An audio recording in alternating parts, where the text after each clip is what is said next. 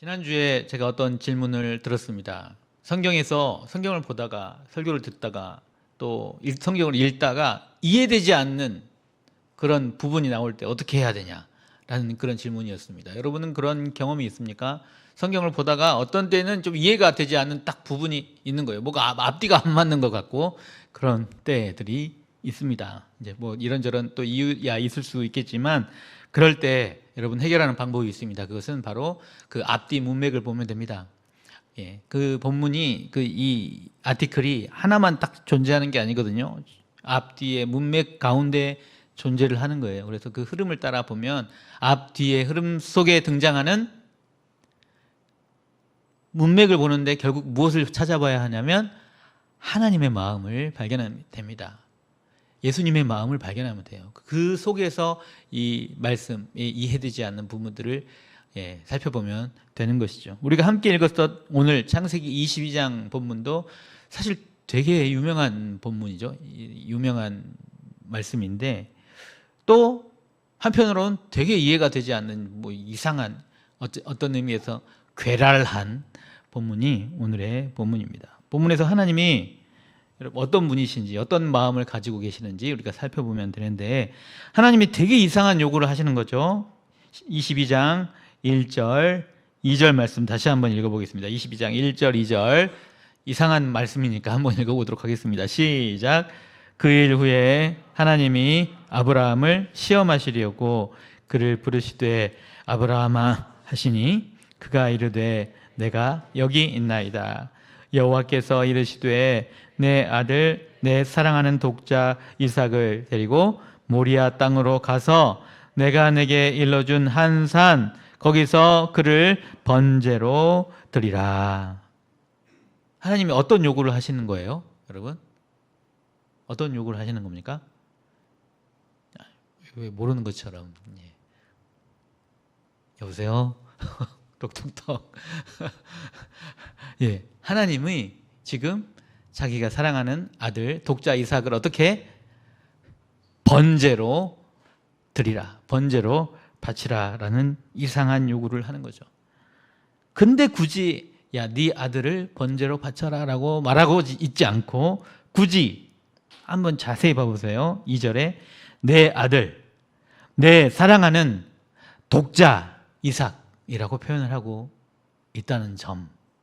이 아들이 얼마나 소중한지 우리가 그냥 성경의 문맥 이야기 속으로도 알지만 하나님이 이 순간에 아브라함에게 말씀하실 때에도 이 아들 사랑하는 독자 이삭이 얼마나 소중한지 아셨다는 거죠. 여러분 75세 아브라함이 부르심을 받은 이후에 야, 너 아직 이미 75세 할아버지인데 그죠? 이미 아들 낳기 불가능한 것처럼 보이는 이때에 내가 너에게 자식을 줄게. 그죠? 이미 끝난 것 같을 때 이미 자식을 준다 했어요. 그럼 76세라도 주셔야 되는 거 아닙니까? 그죠? 근데 몇 세에 주셨습니까? 100세. 100살의 아들을 낳는 말도 안 되는 전무후무한 그런 아들을 낳았잖아요.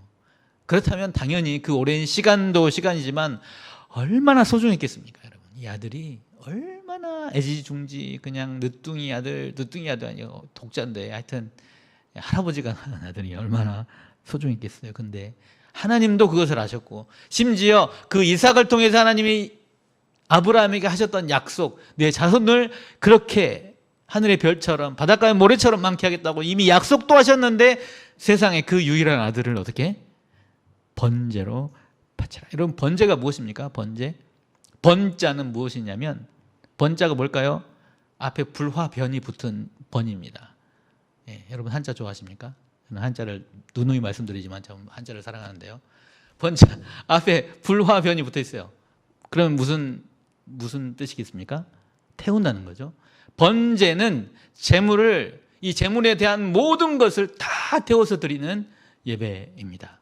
의미는 무엇이냐면 전적인 헌신을 뜻하는 거죠.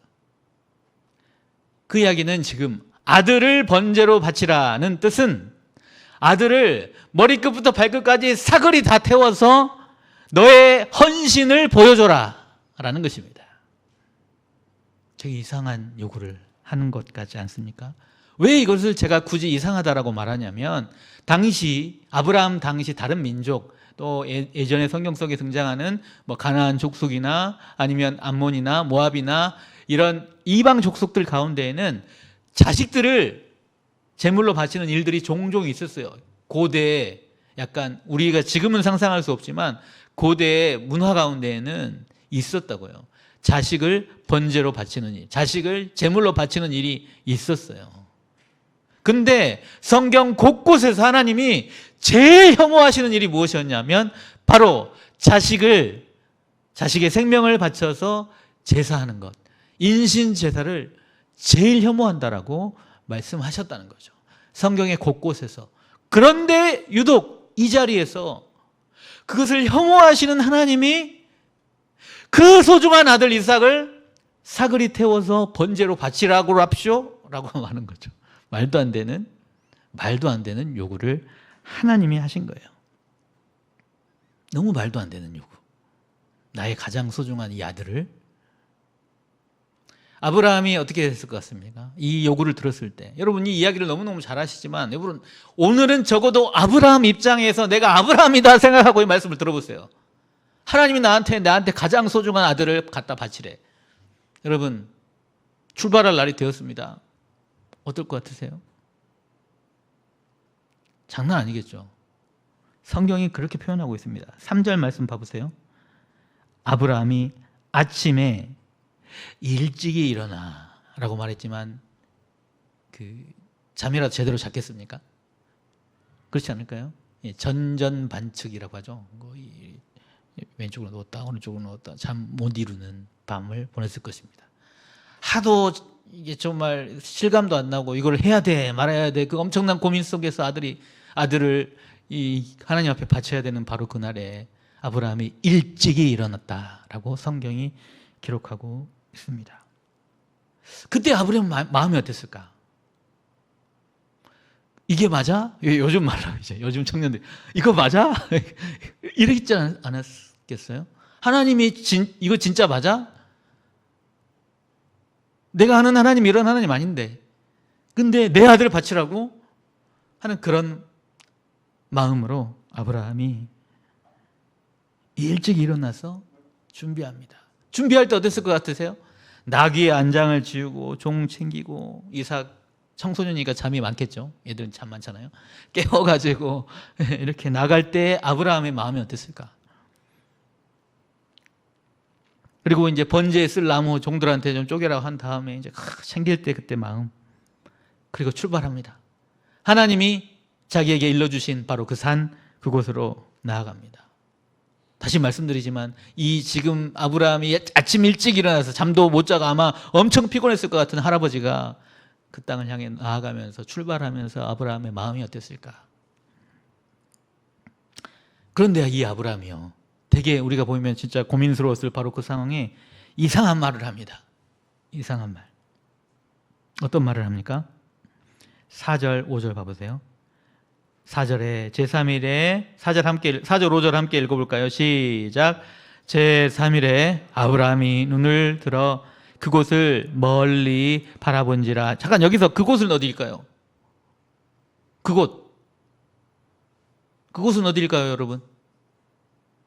갈 그것이죠. 하나님이 목적지로 지정해주고 처음에는 목적지 어딘지 말 안 해주잖아요.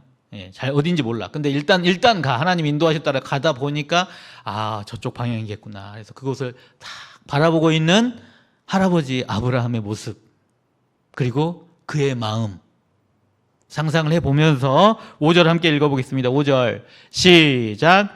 이에 아브라함이 종들에게 이르되 너희는 나귀와 함께 여기서 기다리라. 내가 아이와 함께 저기 가서 예배하고 우리가 너희에게로 돌아오리라 하고. 여러분 종들은 이제 여기까지 너희들 잘 챙겨서 여기까지 있으니까 여기서 대기해 라고 말한 다음에 아브라함의 말을 보세요. 야 여기서 기다려 라고 말하면서 아브라함이 한 말을 잘 주의 깊게 보십시오.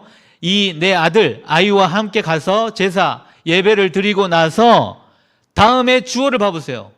여러분 내가 돌아오리라. 나 혼자 돌아오리라 가 아니고 어떻게 표현하고 있습니까?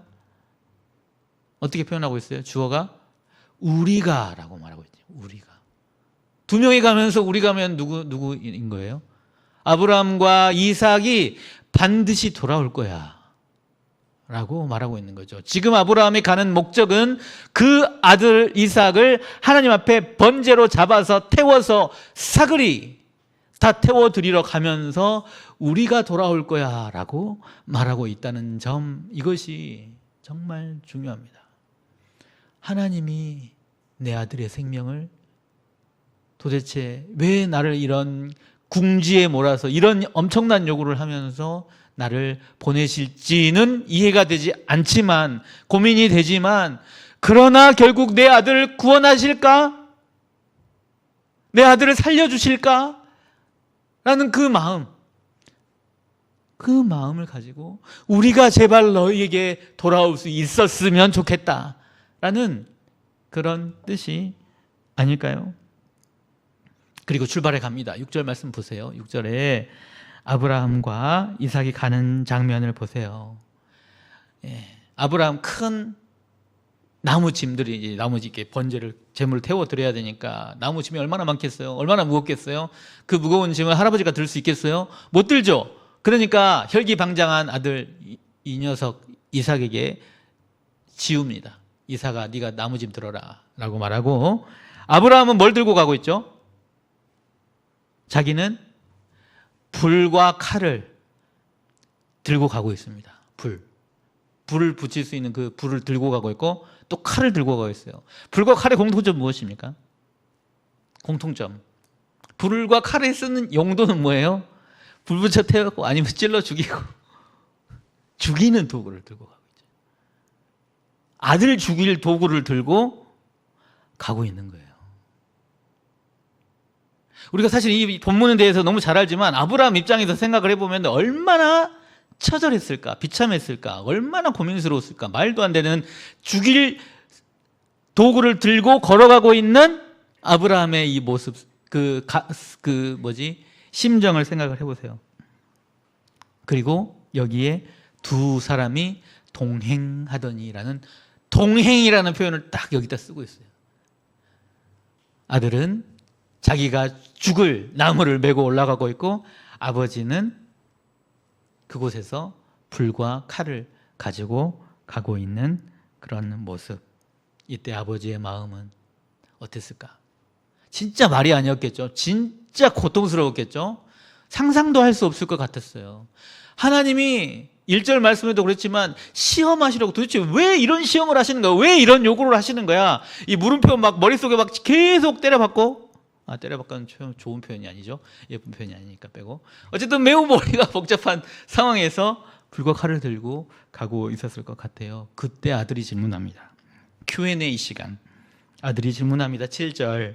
이삭이 아브라함한테 말합니다. 아버지! 오야 내 아들아, 내가 여기 있노라. 이삭이 말합니다. 불도 있고 나무도 있는데 그러면 제물, 번제할 어린 양은 어디 있습니까? 라는 질문을 하죠. 아직 이삭은 왜 아버지가 나를 거기로 데리고 가는지 몰라. 그러니까 질문을 하죠. 그때 아버지가 뭐라고 대답합니까? 아브라함이 8절 함께 읽어보겠습니다. 8절 시작. 아브라함이 이르되 내 아들아, 번제할 어린 양은 하나님이 자기를 위하여 친히 준비하시리라 하고 두 사람이 함께 나아가서, 아들아, 번제할 어린 양은 내 하나님 아버지께서 너희를 위해서, 자기를 위해서 친히 준비해 주실 거야 라고 말할 때 아브라함의 심정이 어땠겠습니까? 이 말을 할 때 아브라함의 마음이 제발 좀 그랬으면 좋겠다는 거 아니었을까요? 제발 하나님이 따로 준비해 놓으셨으면 좋겠다. 제발 하나님이 내 아들을 살 방법을, 제발 내 아들을 살릴 방법을 준비해 놓으셨으면 좋겠다. 하나님께 순종하는 마음으로 지금 바로 아들을 죽이려고 나가면서 아버지가 불과 칼을 들고 이런 말을 하고 있는 거예요. 양은 하나님이 제발 친히 준비해 주시기를. 도착을 합니다. 도착을 해보니까 아브라함이 그때 제발 있었으면 좋겠다라고 생각을 했기 때문에 아브라함이 찾았을까요? 안 찾았을까요? 도착하자마자 하나님이 혹시 다른 재물을 주지 않았을까? 두리번 하지 않았겠습니까? 저는 100% 찾아봤을 거라고 생각해요. 뭔가 내 아들을 대신해서 하나님이 어린 양을 준비하시지 않았을까? 그런데 아무 일도 없었습니다. 준비된 것이 없었어요. 보이는 것이 없었습니다. 그때 9절 10절에 도착하신 일러주신 곳에 이르러서 제단을 쌓습니다. 아들이 들고 왔던 그 나무짐 하나씩 빼서 나무를 이렇게 쌓겠죠. 크로스 해가지고 불을 붙여야 되니까 제단을 쌓으니까. 그리고 나무를 벌려놓고 거기에 어떻게 했다고요? 아들 이삭을 결박했다는 거죠. 아들 이삭을 결박했어요. 여러분 생각해 보세요. 할아버지 힘 하나도 없는데 이 자식이 튀면 끝이잖아요. 못 잡잖아요. 그죠? 근데 하여튼 이 아들 이삭도 뭔지 모르겠지만 아버지께 되게 순종하는 모습을 보인다는 거죠. 그리고 결박을 당합니다. 결박을 당하고 나무 제단 위에 놓고 이거를 아들을 할아버지가 거의 이제 15살쯤 청소년 우리 그 등치 큰 아이를 올릴 수 있겠어요? 못 올리겠죠. 나무 위에 놓고라고 말했지만 아들이 거의 올라갔을 가능성이 높습니다. 어찌됐든 그렇게 제단 위에 놓고 손을 내밀어서 자기가 손에 들고 왔던 칼, 요만한 조그마한 칼은 아니었겠죠. 한 번에 보통 재물을 잡을 때 그냥 한 번에 여러분 짐승 잡는 거 보셨습니까? 정말 테러블하거든요. 네. 어렸을 때 그 돼지 잡는 장면이 아직도 정말 충격적으로 내 머리 내리 가운데 잡아 있는데 여러분 개 잡는 거 돼지 잡는 거죠. 근데 여기 재물을 잡으려면 칼이 그냥 작은 칼이 아니었겠죠. 날카롭게 갈릴 그 칼이겠죠. 그걸로 아들을 때려 잡으려고 한다는 거죠. 왜냐하면 그때까지 하나님이 그렇게 시키셨기 때문에, 그리고 하나님이 뭔가 보이는 재물을 보여주는 게 아니었기 때문에 아브라함 입장에서는 어쩔 수 없었어요. 그래서 그 날카로운 큰 칼로 아들을 향해 내리칩니다. 성경은 그렇게 잡으려 하니라고 말하죠. 아들을 보통 잡는다는 표현을 쓰지는 않지만 아들을 잡으려 했다. 개돼지 잡는 것처럼 잡으려 했다는 거죠. 여러분 이때 아브라함의 마음이 어땠을 것 같습니까? 그냥 보통 피눈물 난다 정도 수준은 분명히 아니었을 거예요. 모르긴 몰라도 그렇지 않겠어요? 진짜 고통스러운 가운데 도대체 하나님이 왜 이 일을 지금 내가 이 액션을 지금 이렇게 이 순간에도 이렇게 그냥 이거는 하나님이 나중에 내 아들 살려줄 거를 알고 하는 연기와 액션이 아니에요. 그런 상황이 아니잖아요. 성경에 말하는 것은. 그래서 진짜 이렇게 실제로 휘둘렀다는 것을 알 수 있습니다. 이때 아브라함의 고통스럽지만 하나님 앞에 믿는 믿음으로 휘두르고 있는 말도 안 되는 이상한 상황. 바로 그 순간에 하나님이 아브라함을 부르십니다. 얼마나 급하게 부르셨는지 성경에 2번 기록되어 있습니다. 그죠? 22장 11절 여호와의 사자가 그를 부르는데 급하게 아브라함아 아브라함아 깜짝 놀라게 그죠? 아브라함아 아브라함아 아브라함이 말합니다. 왜요? 나 저 여기 있어요. 멈추게 하시고 아주 요상한 이상한 말씀을 하십니다. 오늘 계속 이상한 말씀이에요. 22장 12절 말씀 함께 읽을게요. 22장 12절 함께 읽겠습니다. 시작. 사자가 이르시되 그 아이에게 내 손을 대지 말라. 그에게 아무 일도 하지 말라. 내가 내 아들 내 독자까지도 내게 아끼지 아니하였으니 내가 이제야 내가 하나님을 경외하는 줄을 아노라. 여러분 이 말씀 이해가 되십니까? 저는 참 이해가 안 되는 말씀이에요. 아니 하나님이 아브라함이 하나님을 얼마나 경외하는지 알았을까요? 몰랐을까요? 엄청 잘 알았겠죠. 심지어 이런 이상한 요구도 할 만큼 이상한 요구를 했을 때 아브라함이 하나님을 경외함으로 믿는 믿음으로 이렇게 할 줄도 아시고 요구를 하셨겠지 않겠습니까? 여러분 우리가 보통 부탁하거나 요구를 할 때 될 만한 사람한테 할 거 아니에요. 하나님이 아브라함이 할 줄로 아시고 말씀하셨겠죠. 그렇지 않겠습니까? 하나님인데, 그죠? 그때 분명 100% 아셨을 건데 이렇게 이상하게 말한다는 거죠. 이제야 비로소 네가 하나님을 경외하는 줄을 이제 내가 알겠다라고 말하는 말도 안 되는 하나님의 말씀입니다. 하나님의 말씀이 말도 안 된다고 말씀해서 되게 죄송합니다만 그래요. 사실 진짜 그렇잖아요. 표현이 되게 이상하잖아요.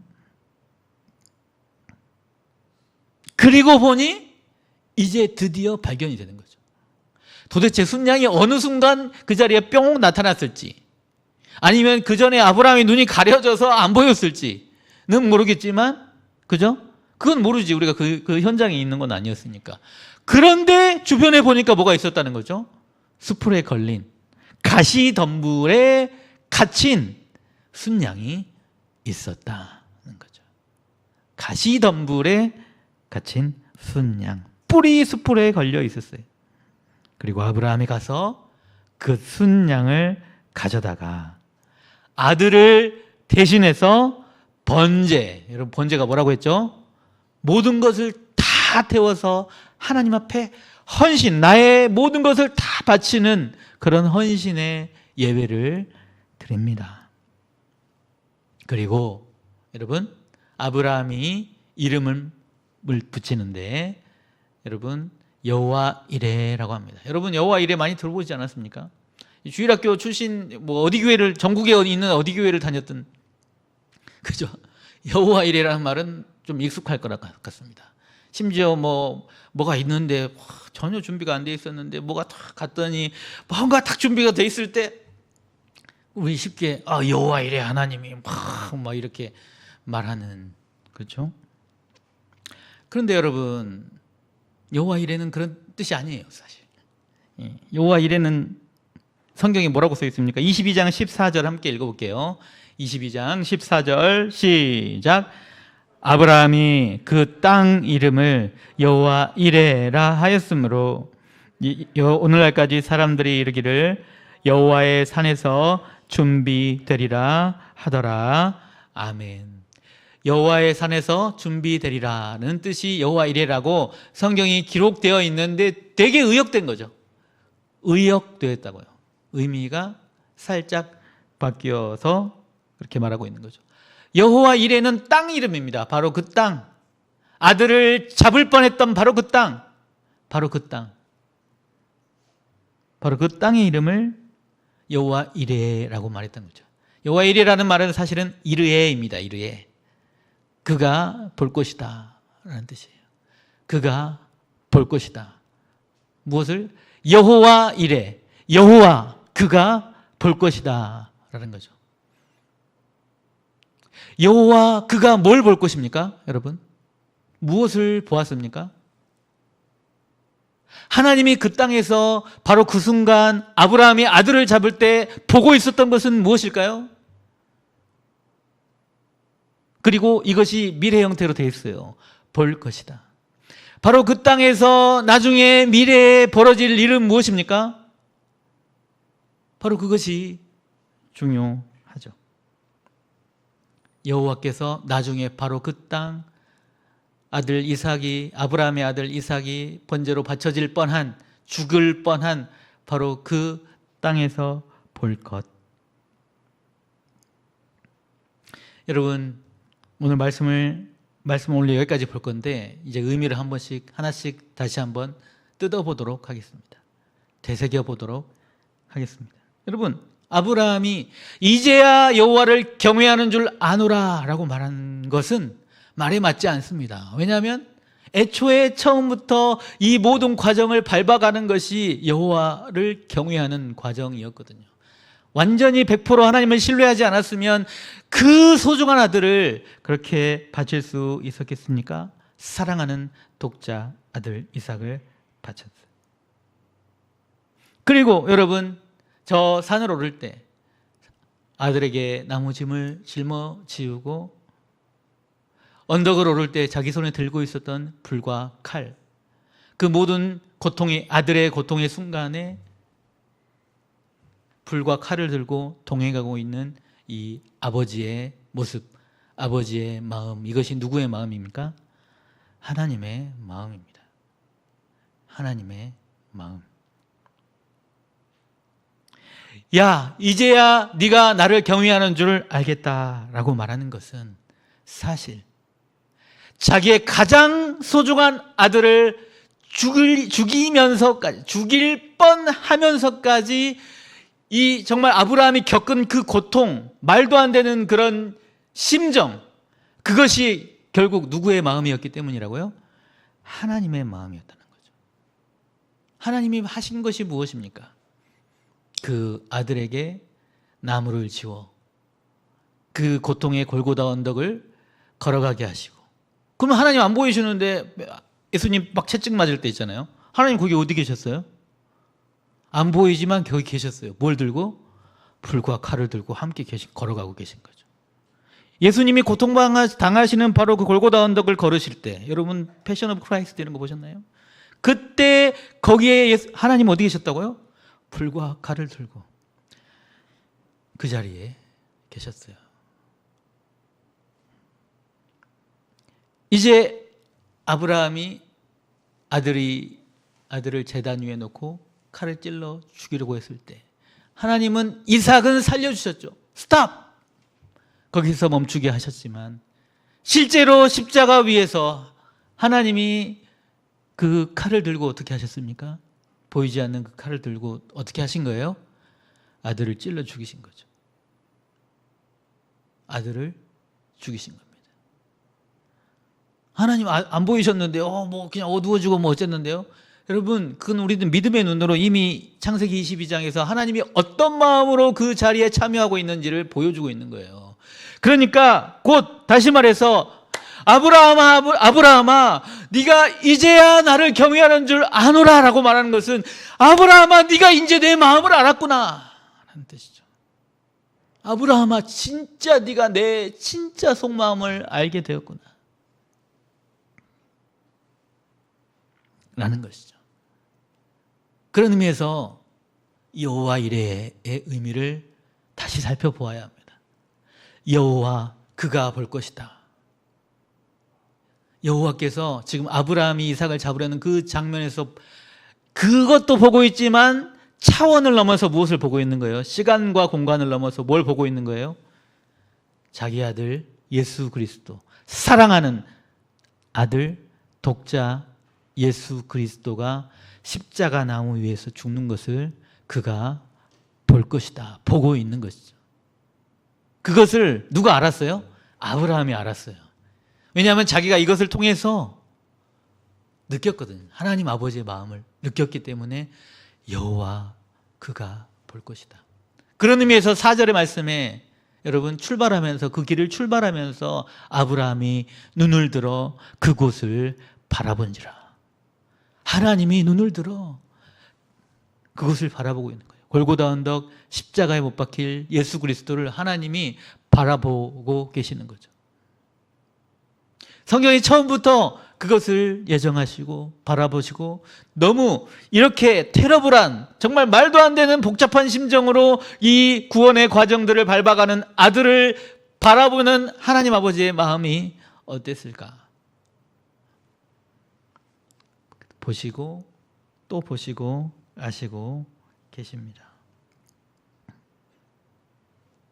여호와 하나님께서 도대체 무엇 때문에, 누구 때문에 여러분 그 말도 안 되는 자식을 인신제사, 제일 혐오하시는 방법으로 여러분 이렇게 아들을 잡아서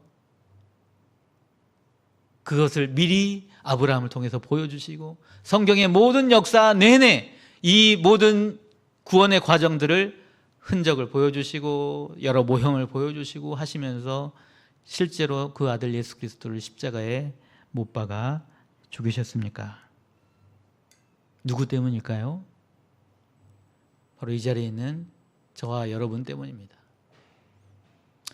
교회 다니면서 신앙생활 하면서 산다 라고 하지만 뭐 복음에 대해서 하나님에 대해서 예수님에 대해서 안다 라고 하지만 아직도 정신 못 차리고 살고 있는 우리.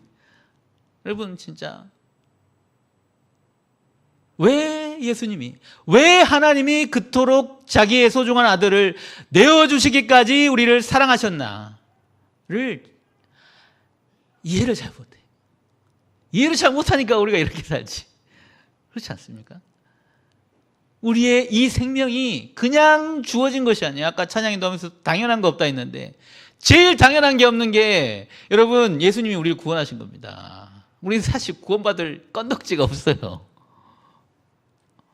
어떤 이유가 없어요. 근데 하나님이 자기 아들을 그렇게 처참한 심정으로 죽이면서까지 우리를 사랑하셨다는 거죠. 이사야 53장 말씀 우리 같이 한번 읽어보도록 하겠습니다. 시작. 그는 실로 우리의 질고를 지고, 다 같이 읽겠습니다. 같이 읽읍시다. 시작. 그는 실로 우리의 질고를 지고 우리의 슬픔을 당하였거늘 우리는 생각하기를 그는 징벌을 받아서 하나님에게 맞으며 고난을 당한다 하였노라.